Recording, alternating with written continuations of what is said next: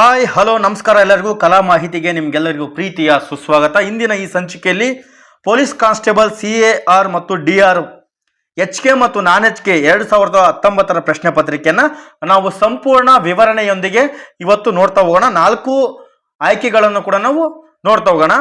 ಮೊದಲನೇ ಪ್ರಶ್ನೆ, ಮೊಬೈಲ್ ಫೋನ್ಗಳಲ್ಲಿ ಈ ಸೌಲಭ್ಯವಿರುವುದಿಲ್ಲ. ನೋಡಿ, ಮೊಬೈಲ್ ಫೋನಲ್ಲಿ ಈ ಕೆಳಗಿನ ಯಾವ ಸೌಲಭ್ಯ ಇರುವುದಿಲ್ಲ ಅಂತ ಹೇಳಿ ಕೇಳಿದರೆ ಕ್ಯಾಲ್ಕುಲೇಟರು, ಕ್ಯಾಮರಾ, ವಿಡಿಯೋ ಕಾಲ್. ನೋಡಿ, ಈ 3 ಆಯ್ಕೆಗಳು ಕೂಡ ಮೊಬೈಲ್ ಫೋನ್ಗಳಲ್ಲಿ ಅವೈಲಬಲ್ ಇರುತ್ತೆ. ಹಾಗಾಗಿ ಸರಿಯಾದ ಉತ್ತರ ಇವುಗಳಲ್ಲಿ ಯಾವುದು ಅಲ್ಲ ಅಂತೇಳಿ ಇದಕ್ಕೆ ಆನ್ಸರ್ ಆಗುತ್ತೆ. ನೋಡಿ, ಮೊಬೈಲ್ ಫೋನ್ಗಳಲ್ಲಿ ಕೊಟ್ಟಿರುವ ಆಯ್ಕೆಗಳ ಪ್ರಕಾರ ಕ್ಯಾಲ್ಕುಲೇಟರ್, ವಿಡಿಯೋ ಕಾಲ್, ಕ್ಯಾಮರಾ ಸೌಲಭ್ಯ ಇರ್ತತಿ ಅಂತೇಳಿ ಇದಕ್ಕೆ ಸರಿಯಾದ ಉತ್ತರ. ಮುಂದಿನ ಪ್ರಶ್ನೆ, ALU ಇದರ ಪೂರ್ಣ ವಿಸ್ತರಣೆ ಏನು ಅಂತ ಕೇಳಿದರೆ ಇದು ಕಂಪ್ಯೂಟರ್ ಬೇಸ್ಡ್ ಕ್ವಶನ್ ಆಗಿರೋದ್ರಿಂದ ಅರ್ಥಮೆಟಿಕ್ ಅಂಡ್ ಲಾಜಿಕ್ ಯೂನಿಟ್ ಇದಕ್ಕೆ ಸರಿಯಾದ ಉತ್ತರ. ಅರ್ಥಮೆಟಿಕ್ ಅಂಡ್ ಲಾಜಿಕ್ ಯೂನಿಟ್ ಇದಕ್ಕೆ ಸರಿಯಾದ ಉತ್ತರ. ನೋಡಿ, ಅರ್ಥಮೆಟಿಕ್ ಲಾಜಿಕ್ ಯೂನಿಟ್ ಇದೊಂದು ಕಂಪ್ಯೂಟರ್ನ ಇತರ ಭಾಗಗಳಿಗೆ ಕಾರ್ಯನಿರ್ವಹಿಸುವ ಸೂಚನೆಗಳನ್ನು ನೀಡ್ತತಿ. ಮೆಮೊರಿ ವಿಭಾಗಗಳಿಂದ CPU, ನೋಡಿ, ಮೆಮೊರಿ ವಿಭಾಗಗಳಿಂದ CPUಗೆ, ಸೆಂಟ್ರಲ್ ಪ್ರೊಸೆಸಿಂಗ್ ಯೂನಿಟ್ಗೆ ದತ್ತಾಂಶವನ್ನು ವರ್ಗಾವಣೆ ಮಾಡಲು ಅಥವಾ ಔಟ್ಪುಟ್ ವಿಭಾಗ ಕಾರ್ಯೋನ್ಮುಖವಾಗಲು ಈ ನಿಯಂತ್ರಣ ವಿಭಾಗಗಳಿಗೆ ನಿರ್ದೇಶನಗಳನ್ನು ಈ ಅರ್ಥಮೆಟಿಕ್ ಲಾಜಿಕ್ ಯೂನಿಟ್ ಇದು ತಿಳಿಸಿಕೊಡ್ತತಿ. ಮುಂದಿನ ಪ್ರಶ್ನೆ, ಮಾನವ ಶರೀರದ ನಿಯಂತ್ರಣ ಕೇಂದ್ರ ಅಂತ ಕೇಳಿದರೆ ನಮ್ಮ ಮಾನವನ ಶರೀರ ಅಥವಾ ಮಾನವನ ದೇಹ ಏನಿದೆ, ಈ ದೇಹವನ್ನು ನಿಯಂತ್ರಣ ಮಾಡುವಂತಹ ಕೇಂದ್ರ ಯಾವುದು ಅಂದ್ರೆ ನೋಡಿ, ಸರಿಯಾದ ಉತ್ತರ ಮೆದುಳು ಅಥವಾ ಬ್ರೈನ್. ಇದು ನೋಡಿ, ಮಾನವನ ಶರೀರದ ನಿಯಂತ್ರಣ ಕೇಂದ್ರವು ಮೆದುಳು ಆಗಿದೆ. ಕೇಂದ್ರ ನರವ್ಯೂಹದ ಪ್ರಮುಖ ಅಂಗ ಮೆದುಳು ಆಗಿದ್ದು ಮಾನವನ ಜ್ಞಾನಾತ್ಮಕ ಚಟುವಟಿಕೆ ಕಾರಣವಾದಂತಹ ಅಂಗ ಇದಾಗಿದೆ. ಮೆದುಳಿನ ಅತಿ ದೊಡ್ಡ ಭಾಗ ಸೆರೆಬ್ರಮ್. ನೋಡಿ, ಇದು ಮೆದುಳಿನ ಅತಿ ದೊಡ್ಡ ಭಾಗ ಸೆರೆಬ್ರಮ್ ಆಗಿದೆ. ಮುಂದಿನ ಪ್ರಶ್ನೆ, ಡ್ಯಾಶ್ ಗುರುತ್ವಾಕರ್ಷಣ ಶಕ್ತಿಯಿಂದ ಸಮುದ್ರದ ಉಬ್ಬರ ಇಳಿತವಾಗುವುದು ಅಂತ ಹೇಳಿ ಕೇಳಲಾಗಿದೆ. ನೋಡಿ, ಯಾವುದರ ಗುರುತ್ವಾಕರ್ಷಣ ಶಕ್ತಿಯಿಂದ ಏನಂತ ಕೇಳಿದರೆ ಶಕ್ತಿಯಿಂದ ಸಮುದ್ರದ ಉಬ್ಬರವಿಳಿತ ಆಗುತ್ತದೆ ಅಂತೇಳಿ ಕೇಳಿದರೆ ಇದಕ್ಕೆ ಸರಿಯಾದ ಉತ್ತರ ಚಂದ್ರನ. ನೋಡಿ, ಚಂದ್ರನ ಗುರುತ್ವಾಕರ್ಷಣ ಶಕ್ತಿಯಿಂದ ಸಮುದ್ರದ ಉಬ್ಬರವಿಳಿತ ಉಂಟಾಗುವುದು. ಸಮುದ್ರ ಅಥವಾ ಸಾಗರದ ನೀರಿನ ಮಟ್ಟವು ನಿಯಮಿತವಾಗಿ ಹೆಚ್ಚಾಗುವುದು ಹಾಗೂ ಇಳಿಯುವುದನ್ನ ಉಬ್ಬರವಿಳಿತ ಅಂತೇಳಿ ಕರೀತಾರೆ. ಸರಿಯಾದ ಉತ್ತರ ಚಂದ್ರನ. ನೋಡಿ, ಸೋಡಿಯಂ ಕ್ಲೋರೈಡ್ ಏನು ಅಂತ ಕೇಳಿದ್ದಾರೆ. ನೋಡಿ, ಸೋಡಿಯಂ ಕ್ಲೋರೈಡ್ ಇದೊಂದು ಏನು ಅಂದ್ರೆ ಉಪ್ಪು ಅಥವಾ ಟೇಬಲ್ ಸಾಲ್ಟ್. ನೋಡಿ, ಸೋಡಿಯಂ ಕ್ಲೋರೈಡ್ನ ಸಾಮಾನ್ಯ ಹೆಸರು ಅಡಿಗೆ ಉಪ್ಪು. ಇದು ನಮ್ಮ ಆಹಾರದಲ್ಲಿರಬೇಕಾದ ಅಗತ್ಯವಾದಂತಹ ವಸ್ತು.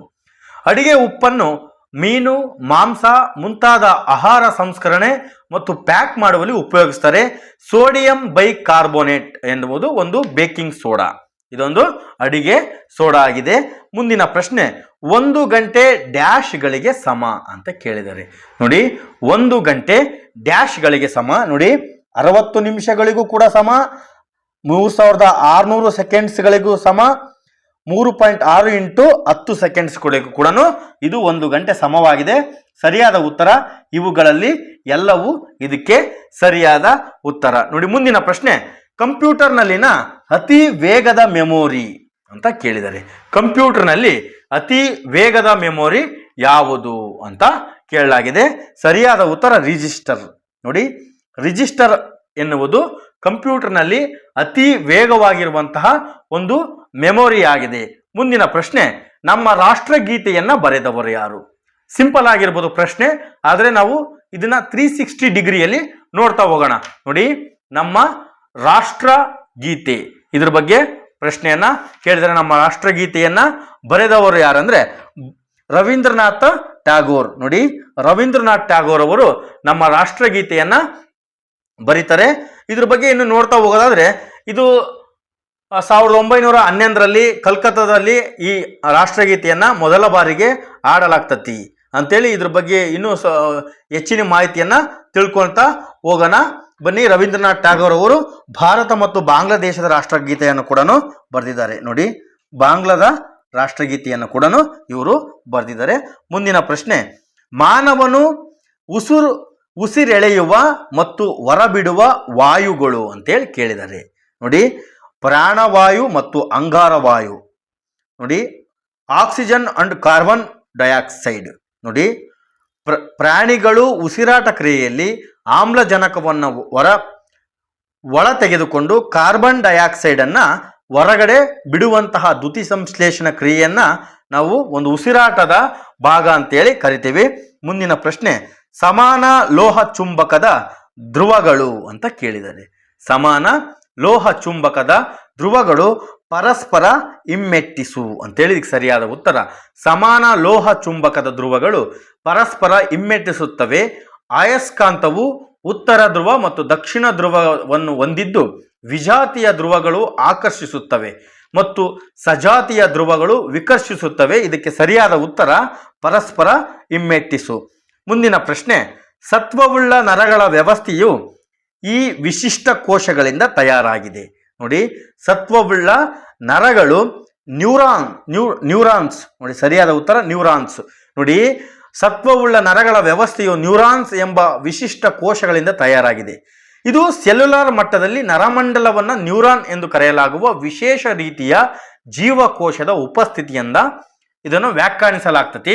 ನೋಡಿ, ನರಕೋಶವನ್ನ ನಾವು ನ್ಯೂರಾನ್ ಅಂತೇಳಿ ಕರಿತೇವೆ. ಮುಂದಿನ ಪ್ರಶ್ನೆ, ಜೀವಸತ್ವ ಸಿಯ ಕೊರತೆಯಿಂದ ನಿರ್ಮಾಣವಾಗುವ ರೋಗವು ಅಂತ ಕೇಳಿದರೆ. ಜೀವಸತ್ವ ಸಿ ಇಂದ ಯಾವ ರೋಗ ಉಂಟಾಗ್ತದೆ ಅಂತ ಕೇಳಿದರೆ, ವಿಟಮಿನ್ ಸಿ ಇಂದ ಸ್ಕರ್ವಿ. ನೋಡಿ, ಸ್ಕರ್ವಿ ರೋಗ ಉಂಟಾಗ್ತತಿ. ವಿಟಮಿನ್ ಸಿ ಇಂದ ಸ್ಕರ್ವಿ ಬರ್ತತಿ. ಅದ್ರ ರಾಸಾಯನಿಕ ಹೆಸರು ಆಸ್ಕರ್ಬಿಕ್.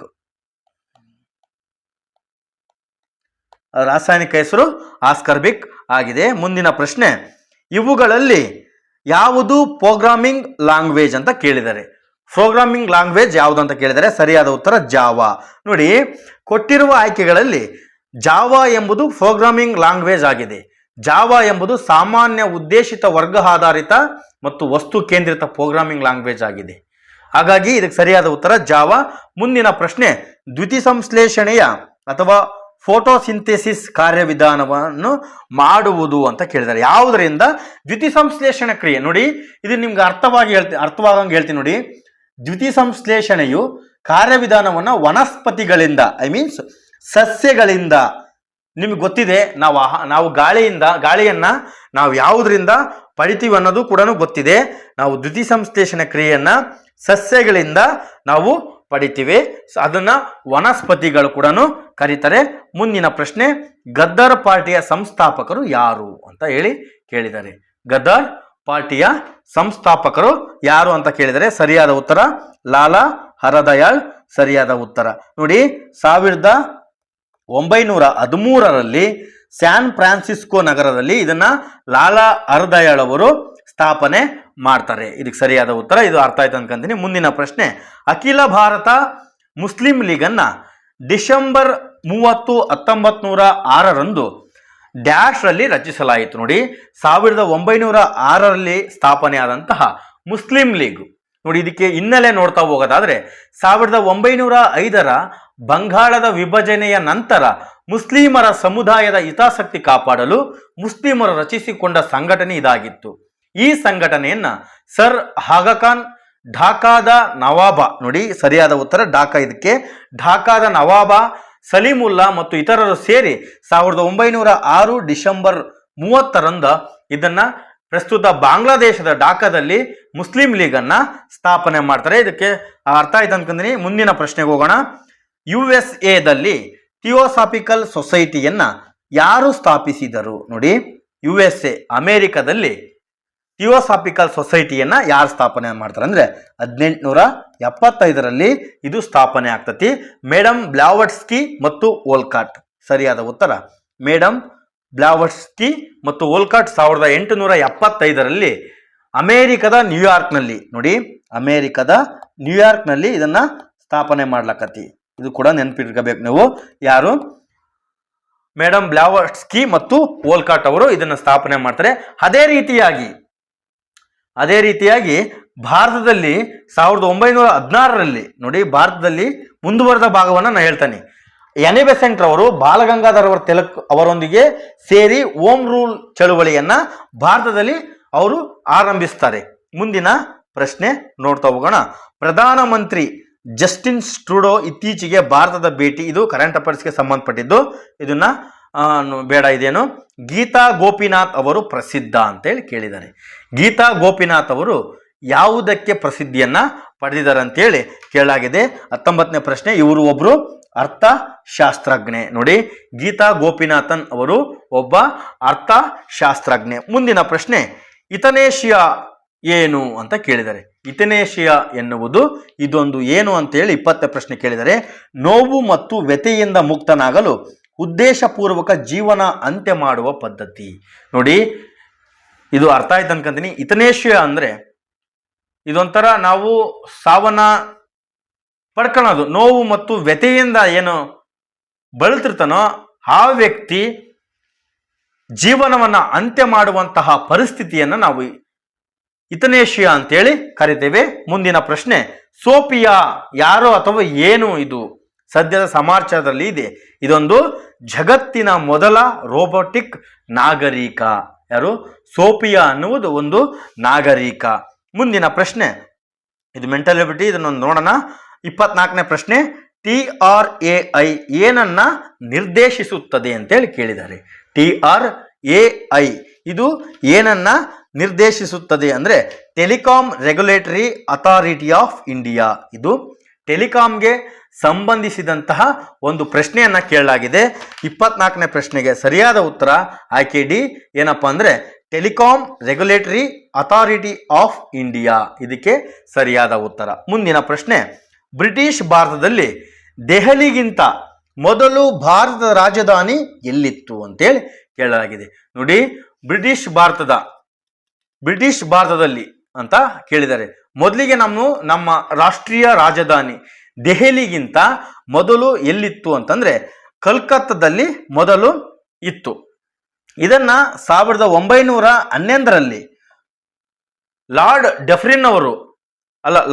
ಆರ್ಡಿಂಜ್ ಅವರು ದೆಹಲಿಗೆ ವರ್ಗಾವಣೆ ಮಾಡ್ತಾರೆ. ಯಾರು?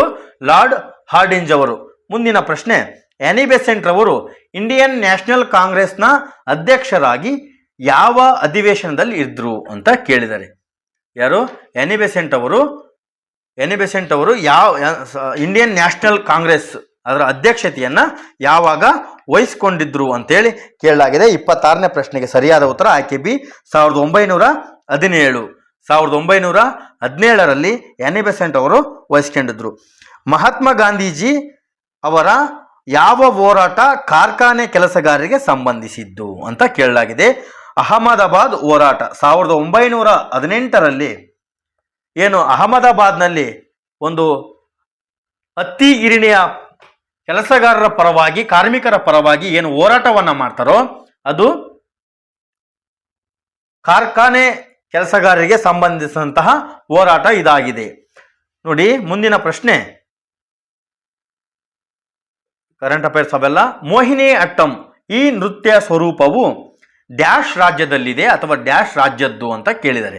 ಮೋಹಿನಿ ಅಟ್ಟಂ ಇದೊಂದು ಕೇರಳ ರಾಜ್ಯದ ಒಂದು ನೃತ್ಯ ಸ್ವರೂಪವಾಗಿದೆ. ಮುಂದಿನ ಪ್ರಶ್ನೆ, ನಿವೃತ್ತ IPS ಅಧಿಕಾರಿ ಕಿರಣ್ ಬೇಡಿ ಅವರು ಯಾವ ರಾಜ್ಯದ ರಾಜ್ಯಪಾಲರು ಅಥವಾ ಲೆಫ್ಟಿನೆಂಟ್ ಗವರ್ನರ್ ಅಂತ ಕೇಳಲಾಗಿದೆ. ಇವರು ನೋಡಿ ದೇಶದ ಮೊದಲ IPS. ಇವರು ಯಾರು? ಕಿರಣ್ ಬೇಡಿ ಅವರು ದೇಶದ ಮೊದಲ IPS ಅಧಿಕಾರಿಣಿಯಾದ ಕಿರಣ್ ಬೇಡಿ ಅವರು ಪಾಂಡಿಚೇರಿ ಅಥವಾ ಪುದುಚೇರಿಯ ರಾಜ್ಯಪಾಲರಾಗಿ 2016ರಿಂದ 21 ಅವಧಿಯಲ್ಲಿ ಒಂದು ಲೆಫ್ಟಿನೆಂಟ್ ಗವರ್ನರ್ ಆಗಿ ಸೇವೆಯನ್ನು ಸಲ್ಲಿಸ್ತಾರೆ. 1973ನೇ ಬ್ಯಾಚ್ IPS ಅಧಿಕಾರಿ ಇವರು. ಇವರಿಗೆ 1994ರಲ್ಲಿ ನೋಡಿ 1994ರಲ್ಲಿ ರಾಮನ್ ಮ್ಯಾಗ್ಸೆಸ್ಸೆ ಪ್ರಶಸ್ತಿ ಇವರಿಗೆ ದೊರಕುತ್ತದೆ. ಮುಂದಿನ ಪ್ರಶ್ನೆ, ಇದು 2019 ಕರೆಂಟ್ ಅಫೇರ್ಸು. ATMನಿಂದ ಕಾರ್ಡ್ ಇಲ್ಲದೆ ನಗದು ಹಣ ಪಡೆಯಲು ಯಾವ ಬ್ಯಾಂಕ್ ಯೂನೋ ಕ್ಯಾಶ್ ಪದ್ಧತಿಯನ್ನ ಪ್ರಾರಂಭಿಸಿದೆ ಅಥವಾ ಜಾರಿಗೊಳಿಸಿದೆ ಅಂತ ಕೇಳಿದರೆ ಯೂನೋ ಎಂದರೆ ಯು ಓನ್ಲಿ ನೀಡ್ ಓನ್ ಅಂತ. SBI ತನ್ನ ಗ್ರಾಹಕರಿಗೆ ಬ್ಯಾಂಕಿಂಗ್ ಮತ್ತು ಇತರೆ ವಾಣಿಜ್ಯ ವ್ಯವಹಾರಗಳನ್ನು ಸುಲಭವಾಗಿ ನಡೆಸಲು ಅಥವಾ ಉದ್ದೇಶದಿಂದ ರೂಪಿಸಲು ಒಂದು ಮೊಬೈಲ್ ಆ್ಯಪ್ ಇದಾಗಿದೆ. ಮುಂದಿನ ಪ್ರಶ್ನೆ, ದಕ್ಷಿಣ ತೀರದ ರೈಲ್ವೆ ಝೋನ್. ನೋಡಿ, ದಕ್ಷಿಣ ತೀರದ ರೈಲ್ವೆ ಝೋನ್, ಇದರ ಕೇಂದ್ರ ಕಚೇರಿ ಎಲ್ಲಿದೆ ಅಂತ ಕೇಳಲಾಗಿದೆ. ದಕ್ಷಿಣ ತೀರದ ಒಂದು ಝೋನ್. ನೋಡಿ, ಇದು ಯಾಕೆ ಕೇಳಿದರೆ ಅಂದ್ರೆ, ಇದು ಒಂದು ರೈಲ್ವೆ ಸಾರಿಗೆಯಲ್ಲಿ ಇದು 18ನೇ ವಲಯ, ಇತ್ತೀಚೆಗೆ ಸೃಷ್ಟಿಯಾದಂತಹ ಇದು ವಲಯ. ಎಲ್ಲೆಂದ್ರೆ ಆಂಧ್ರ ಪ್ರದೇಶದ ವಿಶಾಖಪಟ್ಟಣಂ. ಮುಂದಿನ ಪ್ರಶ್ನೆ, ರ್ಯಾಪಿಡ್ ಆಕ್ಷನ್ ಫೋರ್ಸ್. ನೋಡಿ, ರ್ಯಾಪಿಡ್ ಆಕ್ಷನ್ ಫೋರ್ಸ್ RAF ಯಾವುದರ ಅಸಾಧಾರಣ ಅಥವಾ ವಿಶೇಷ ಭಾಗವಾಗಿದೆ? ಇದು RAF ಇದು ಯಾವುದರ ಭಾಗ ಅಂತ ಕೇಳಲಾಗಿದೆ. ನೋಡಿ, ರ್ಯಾಪಿಡ್ ಆಕ್ಷನ್ ಫೋರ್ಸ್ ಇದು ಒಂದು CRPFನ ಒಂದು ವಿಶೇಷ ಭಾಗವಾಗಿದೆ. ಸೆಂಟ್ರಲ್ ರಿಸರ್ವ್ ಪೊಲೀಸ್ ಫೋರ್ಸ್ನ ಇದು ಒಂದು ಜಗತ್ತಿನ ಅತ್ಯಂತ ದೊಡ್ಡ ಅರೆ ಮಿಲಿಟರಿ ಪಡೆಯಾಗಿದೆ. ಇದರ ಒಂದು ವಿಶೇಷ ಭಾಗವೇ ಇದು ರ್ಯಾಪಿಡ್ ಆಕ್ಷನ್ ಫೋರ್ಸ್. ಮುಂದಿನ ಪ್ರಶ್ನೆ, 24 ಗಂಟೆಗಳಲ್ಲಿ ಗಡಿಯಾರದ ಮುಳ್ಳುಗಳು ಎಷ್ಟು ಬಾರಿ ಒಂದು ಆಗುತ್ತವೆ ಅಂತ ಕೇಳಿದ್ದಾರೆ. ನೋಡಿ, ಗಡಿಯಾರದ ಮುಳ್ಳು 24 ತಾಸಿನಲ್ಲಿ ಎಷ್ಟು ಬಾರಿ ಒಂದಾಗ್ತಾವಂದ್ರೆ 22 ಬಾರಿ ಇವು ಒಂದು ಆಗುತ್ತವೆ. ಮುಂದಿನ ಪ್ರಶ್ನೆ, ಮೆಂಟಲ್ ಎಬಿಲಿಟಿ 42ನೇ ಪ್ರಶ್ನೆ ನೋಡ್ತಾ ಹೋಗೋಣ. ಕಾರಾಗೃಹದಲ್ಲಿ ಯಾವ ಸ್ವಾತಂತ್ರ್ಯ ಹೋರಾಟಗಾರ ಅನ್ನ ಸತ್ಯಾಗ್ರಹ ಮಾಡಿ ಮೃತಪಟ್ಟರು ಅಂತ ಕೇಳಲಾಗಿದೆ. ನೋಡಿ, ಯಾವ ಸ್ವಾತಂತ್ರ್ಯ ಹೋರಾಟಗಾರ ಒಂದು ಅನ್ನ ಸತ್ಯಾಗ್ರಹ ಒಂದು ಸತ್ಯಾಗ್ರಹ ಮಾಡಿ ಒಂದು ಸಾವನ್ನಪ್ತಾರೆ ಅಂತ ಕೇಳಿದರೆ ಸರಿಯಾದ ಉತ್ತರ ಜತಿನ್ ದಾಸ್. ಇವರು 1929ರಲ್ಲಿ ಮರಣವನ್ನ ಹೊಂತಾರೆ. ಮುಂದಿನ ಪ್ರಶ್ನೆ, ಸಚಿವ ಸಂಪುಟದ ರಾಯಭಾರಿಗಳು ಅಥವಾ ಕ್ಯಾಬಿನೆಟ್ ಮಿಷನ್ ಭಾರತಕ್ಕೆ ಬಂದದ್ದು ಯಾವಾಗ ಅಂತೇಳಿ ಕೇಳಲಾಗಿದೆ. ನೋಡಿ, ಸಚಿವ ಸಂಪುಟದ ಒಂದು ರಾಯಭಾರಿ ಏನಿದೆಯೋ ಭಾರತಕ್ಕೆ ಯಾವಾಗ ಬರ್ತದಂತ ಕೇಳಲಾಗಿದೆ. ಸರಿಯಾದ ಉತ್ತರ 43ನೇ ಪ್ರಶ್ನೆಗೆ ಆಯ್ಕೆ ಸಿ 1946. ಮುಂದಿನ ಪ್ರಶ್ನೆ, ಸಪ್ತಾಂಗ ಥಿಯರಿ ಆಫ್ ಸ್ಟೇಟ್ ಪ್ರತಿಪಾದಿಸಿದವರು ಯಾರು ಅಂತ ಕೇಳಿದ್ದಾರೆ. ಸಪ್ತಾಂಗ ಥಿಯರಿ ಆಫ್ ಸ್ಟೇಟ್ ಇದನ್ನ ಯಾರು ಪ್ರತಿಪಾದನೆ ಮಾಡಿದರು ಅಂತ ಹೇಳ್ತೀವಿ. ಅರ್ಥಶಾಸ್ತ್ರದ ಕೌಟಿಲ್ಯ ಇದಕ್ಕೆ ಸರಿಯಾದ ಉತ್ತರ. ನೋಡಿ, ಭಾರತೀಯ ಅರ್ಥಶಾಸ್ತ್ರದ ಪಿತಾಮಹ ಎನಿಸಿದ ಕೌಟಿಲ್ಯ ಅಥವಾ ಚಾಣಕ್ಯ ಅಥವಾ ವಿಷ್ಣುಗುಪ್ತ ಬರೆದ ಪ್ರಸಿದ್ಧ ಕೃತಿ ಅರ್ಥಶಾಸ್ತ್ರದಲ್ಲಿ ಸಪ್ತಾಂಗ ಥಿಯರಿ ಆಫ್ ಸ್ಟೇಟ್ಸ್ ಯನ್ನು ಪ್ರತಿಪಾದಿಸಿದ್ದಾರೆ. ಅರ್ಥಶಾಸ್ತ್ರ ಮತ್ತು ಚಾಣಕ್ಯ ನೀತಿ ಅಥವಾ ಚಾಣಕ್ಯ ನೀತಿಶಾಸ್ತ್ರ ಎಂಬ 2 ಕೃತಿಗಳನ್ನು ಇವರು ರಚಿಸ್ತಾರೆ. ಅರ್ಥಶಾಸ್ತ್ರ ಗ್ರಂಥವು ಕಲ್ಯಾಣ, ಅಂತಾರಾಷ್ಟ್ರೀಯ ಸಂಬಂಧಗಳು, ಯುದ್ಧ ತಂತ್ರಗಳು, ಆಡಳಿತ ಚಾಣಕ್ಯತೆ, ಆರ್ಥಿಕತೆ ಮತ್ತು ವಿತ್ತೀಯ ಕ್ರಮಗಳ ಬಗ್ಗೆ ಇದು ಪರಿಚಯ ಮಾಡ್ತದೆ. ಹಾಗಾಗಿ ಇದಕ್ಕೆ ಸರಿಯಾದ ಉತ್ತರ ಅರ್ಥಶಾಸ್ತ್ರದಲ್ಲಿ ಕೌಟಿಲ್ಯ. ಮುಂದಿನ ಪ್ರಶ್ನೆ, ಇವುಗಳಲ್ಲಿ ಯಾವುದೊಂದು ಸರಿ ಇಲ್ಲ ಅಂತ ಕೇಳಿದ್ದಾರೆ. ಇವು 4ರಲ್ಲಿ ಯಾವುದೋ ಒಂದು ಸರಿ ಇಲ್ಲ ಅಂತ ಕೇಳಿದರೆ ನೋಡಿ, ಲಾಲ್ಗುಳಿ ಜಲಪಾತ, ಕಾಳಿ ನದಿ, ಶಿವಗಂಗಾ ಸೋಂಡಾ ನದಿ, ಇರುಪ್ಪು ಲಕ್ಷ್ಮಣ ತೀರ್ಥ, ಮಲ್ಲಳ್ಳಿ ಕಾವೇರಿ ಇದು ತಪ್ಪಾಗಿದೆ. ಯಾಕಂದ್ರೆ ಕೊಟ್ಟಿರುವ ಆಯ್ಕೆಗಳಲ್ಲಿ ಎಲ್ಲಾ ಜಲಪಾತಗಳು ಕೂಡ ಸೃಷ್ಟಿಸುವ ನದಿಗಳೊಂದಿಗೆ ಹೊಂದಾಣಿಕೆಯಾಗಿದೆ. ಆದರೆ ಮಲ್ಲಳ್ಳಿ ಜಲಪಾತವು ಕೊಡಗು ಜಿಲ್ಲೆಯಲ್ಲಿ ಕುಮಾರಧಾರ ನೋಡಿ ಕುಮಾರಧಾರ ನದಿಯಿಂದ ಇದು ಧುಮುಕ್ತತಿ. ಹಾಗಾಗಿ 3 ಆಯ್ಕೆಗಳು ಸರಿ, 4ನೇ ಆಯ್ಕೆ ತಪ್ಪಾಗಿದೆ. ಮುಂದಿನ ಪ್ರಶ್ನೆ, ಬೆಂಗಳೂರಿನ ಇಂಡಿಯನ್ ಇನ್ಸ್ಟಿಟ್ಯೂಟ್ ಆಫ್ ಸೈನ್ಸ್ನ ನಿರ್ದೇಶಕರು ಯಾರು ಅಂತ ಕೇಳಿದ್ದಾರೆ. ಬೆಂಗಳೂರಿನ ಇಂಡಿಯನ್ ಇನ್ಸ್ಟಿಟ್ಯೂಟ್ ಆಫ್ ಸೈನ್ಸ್ನ ಇವರು ಪರೀಕ್ಷೆ ನಡೆದಾಗ ಅನುರಾಗ್ ಕುಮಾರ್ ಇದ್ರು. ಇವಾಗ ಗೋವಿಂದನ್ ರಂಗರಾಜನ್ ಪ್ರಸ್ತುತವಾಗಿ ಕರ್ತವ್ಯವನ್ನ ನಿರ್ವಹಿಸುತ್ತಿದ್ದಾರೆ. ಇದನ್ನ ಸ್ವಲ್ಪ ನೀವು ಅಪ್ಡೇಟ್ ಮಾಡ್ಕೋಬೇಕು ಈ ತರ ಪ್ರಶ್ನೆಗಳನ್ನ. ಬೇರ್ಶೀಟ್ ಯಾವ ದೇಶದಿಂದ ಆರಿಸಿದ ಮೂನ್ ಲ್ಯಾಂಡರ್ ಅಂತ ಕೇಳಲಾಗಿದೆ. ಏನು ಬೇರ್ಶೀಟ್? ನೋಡಿ, ಬೇರ್ಶೀಟ್ ಏನಂದ್ರೆ ಇದು ಇಸ್ರೇಲ್ ದೇಶದಿಂದ ಆರಿಸಿದ ಮೂನ್ ಲ್ಯಾಂಡರ್ ಆಗಿದೆ. ಇದು ಸ್ಪೇಸ್ IL ಮತ್ತು ಸ್ಪೇಸ್ ಏರೋಸ್ಪೇಸ್ ಇಂಡಸ್ಟ್ರೀಸ್ ತಯಾರಿಕೆ ಮಾಡಿತ್ತು. ಇದು ನೋಡಿ ಇಸ್ರೇಲ್ದು. 2ನೇ ದುಂಡು ಮೇಜಿನ ಪರಿಷತ್ತಿನ ಸಮಯದಲ್ಲಿ ಬ್ರಿಟನ್ ಪ್ರಧಾನಮಂತ್ರಿ ಯಾರಾಗಿದ್ರು ಅಂತ ಕೇಳಿದರೆ ನೋಡಿ, 2ನೇ ದುಂಡು ಮೇಜಿನ ಸಮ್ಮೇಳನದಲ್ಲಿ ಯಾರಾಗಿದ್ರು ಅಂತ ಕೇಳಿದರೆ ರ್ಯಾಮ್ಸೆ ಮ್ಯಾಕ್ ಡೊನಾಲ್ಡ್ ರವರು ಆಗಿದ್ರು. 1930ರಿಂದ 32ರವರೆಗೆ ಏನು 3 ದುಂಡು ಮೇಜಿನ ಸಮ್ಮೇಳನಗಳು ಲಂಡನ್ನಲ್ಲಿ ಜರುಗುತ್ತವೆ. ಈ ಮೂರೂ ದುಂಡು ಮೇಜಿನ ಸಮ್ಮೇಳನದ ಅಧ್ಯಕ್ಷತೆಯನ್ನ ಇಂಗ್ಲೆಂಡಿನ ಪ್ರಧಾನಮಂತ್ರಿ ರಾಮ್ಸೆ ಮ್ಯಾಕ್ ಡೊನಾಲ್ಡ್ ಅವರು ವಹಿಸ್ತಾರೆ. ಗಾಂಧೀಜಿಯವರು ಕೂಡ 2ನೇ ದುಂಡು ಮೇಜಿನ ಸಮ್ಮೇಳನದಲ್ಲಿ ಇವರು ಕಾಂಗ್ರೆಸ್ ಪರವಾಗಿ ಒಂದು ಭಾಗವಹಿಸ್ತಾರೆ. ಇದು ಅರ್ಥ ಆಯ್ತು ಅನ್ಕೊಂತೀನಿ. ಮುಂದಿನ ಪ್ರಶ್ನೆ, ಯಾವ ವರ್ಷದಲ್ಲಿ ಕನ್ನಡ ಸಾಹಿತ್ಯ ಪರಿಷತ್ತಿನ ಸ್ಥಾಪನೆ ಮಾಡಲಾಯಿತು ಅಂತ ಕೇಳಿದರೆ 1915ರಲ್ಲಿ ಕನ್ನಡ ಸಾಹಿತ್ಯ ಪರಿಷತ್ತನ್ನ ಸ್ಥಾಪನೆ ಮಾಡ್ಲಕತಿ. ಇದು ನಮ್ಮ ಕನ್ನಡಿಗರಿಗೆ ಅತಿ ಹೆಚ್ಚು ಖುಷಿಯಾಗಿರೋಂಥದ್ದು ಮತ್ತು ಇಂಪಾರ್ಟೆಂಟು. ಕನ್ನಡ ಭಾಷಿಕರು ಕನ್ನಡ ಭಾಷೆಯನ್ನು ಉಳಿಸಲು ಲಾಭರಹಿತವಾದ ಕನ್ನಡ ಸಾಹಿತ್ಯ ಪರಿಷತ್ತನ್ನು 1915ರಲ್ಲಿ ಮೈಸೂರಿನ ಅರಸರಾಗಿದ್ದಂತಹ ರಾಜಶ್ರೀ ನಾಲ್ವಡಿ ಕೃಷ್ಣರಾಜ ಒಡೆಯರ್ ಅವಧಿಯಲ್ಲಿ ಸ್ಥಾಪನೆಗೊಂಡದ್ದು. ಇದರ ಕೇಂದ್ರ ಕಚೇರಿ ಇರುವುದು ಬೆಂಗಳೂರು. ನೋಡಿ, ಇದು ಕೂಡ ನೆನಪಿರಲಿ, ಕೇಂದ್ರ ಕಚೇರಿ ಬೆಂಗಳೂರು. ಇದು ನೃಪತುಂಗ ಪ್ರಶಸ್ತಿಯನ್ನ ಕನ್ನಡ ಸಾಹಿತ್ಯ ಪರಿಷತ್ತು ಮತ್ತು BMTC ಸಂಸ್ಥೆ ಎರಡೂ ಸೇರಿ ನೃಪತುಂಗ ಪ್ರಶಸ್ತಿಯನ್ನ ಇವರು ನೀಡ್ತಾರೆ. ನೋಡಿ, HB ನಂಜುಂಡಯ್ಯ ಎಂಬುವರು ಮೊದಲ ಅಧ್ಯಕ್ಷರಾಗಿ ಕೆಲಸವನ್ನ ನಿರ್ವಹಣೆ ಮಾಡ್ತಾರೆ. 50ನೇ ಪ್ರಶ್ನೆ ಮತ್ತು ಈ ಸಂಚಿಕೆಯ ಕೊನೆಯ ಪ್ರಶ್ನೆ. 51ರಿಂದ 100 ಪ್ರಶ್ನೆಯವರ ಮುಂದಿನ ಸಂಚಿಕೆಯನ್ನು ನಾವು ನೋಡ್ತಾ ಹೋಗೋಣ.